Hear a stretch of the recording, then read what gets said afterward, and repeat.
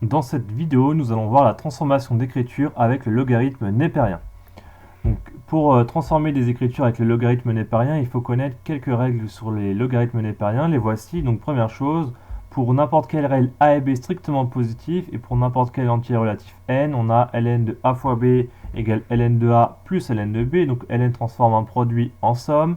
Ln de a puissance n égale n ln de a. Donc, ln transforme une puissance par n en multiplication par n. Ln de a sur b, c'est égal à ln de a moins ln de b. Donc ln transforme une division en soustraction. Ln de 1 sur b, c'est égal à moins ln de b. Donc ln transforme un inverse en opposé. Et enfin, ln de racine de a égale 1 demi de ln de a. Donc on va utiliser ces formules pour transformer les écritures ici et donc exprimer ces trois nombres en fonction de ln de 5. Donc le premier, on voit que 125 c'est dans la table de 5, hein. On va essayer d'exprimer en fonction de ln de 5, donc il faut voir 125 c'est quoi en fonction de 5, donc c'est 25 fois 5.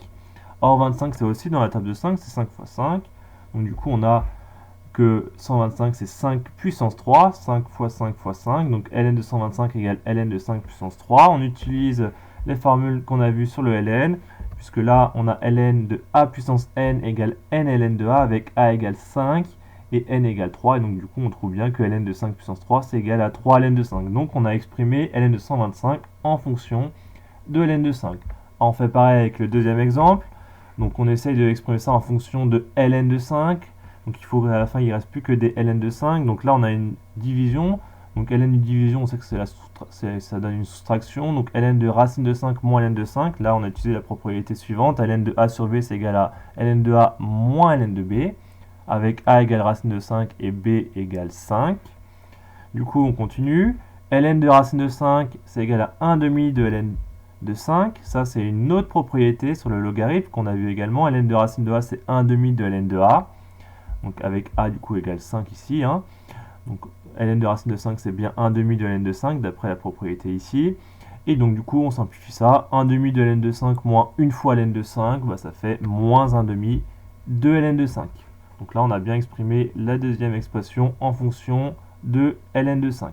Il nous reste le dernier nombre. Donc on va essayer aussi de voir comment on peut transformer cette écriture. Donc ln de 1 sur 625, c'est moins ln de 625. Là, on utilise une nouvelle propriété du logarithme. Ln de 1 sur b, c'est moins ln de b. Donc du coup, avec b égale 625. Donc du coup, il faut continuer. Il faut essayer d'exprimer ça en fonction de ln de 5. Donc 625, en faisant quelques calculs, on voit que c'est 5 fois 5 fois 5 fois 5. Donc 5 puissance 4. Donc du coup, on a moins ln de 5 puissance 4. Et comme tout à l'heure, comme ici, là, on a une puissance, donc on peut utiliser la formule avec la puissance. Donc ln de a puissance n, c'est égal à n ln de a avec a égale 5 et n égale 4. Donc du coup, on obtient que le troisième nombre donne moins 4 ln de 5.